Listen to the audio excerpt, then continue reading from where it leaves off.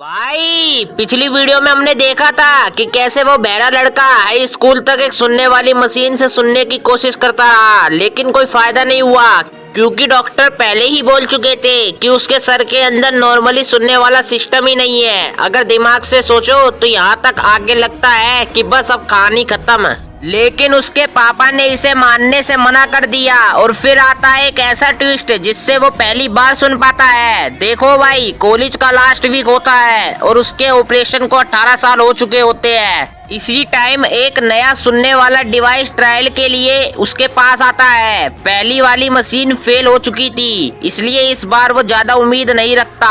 काफी टाइम बाद वो ऐसे ही मजे मजे में डिवाइस को सर पर लगाता है और एकदम से उसकी लाइफ का सबसे बड़ा सपना पूरा हो जाता है। पहली बार वो ऑलमोस्ट नॉर्मल इंसान की तरह सुन पाता है।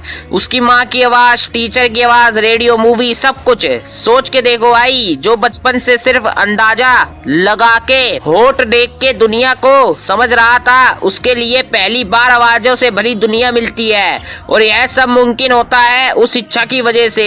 इसलिए ऑथर कहता भी है कि हमने भगवान की गलती को एक्सेप्ट नहीं किया, हमने अपनी स्ट्रॉन्ग इच्छा और विश्वास से भगवान से एक नया सॉल्यूशन निकलवा लिया।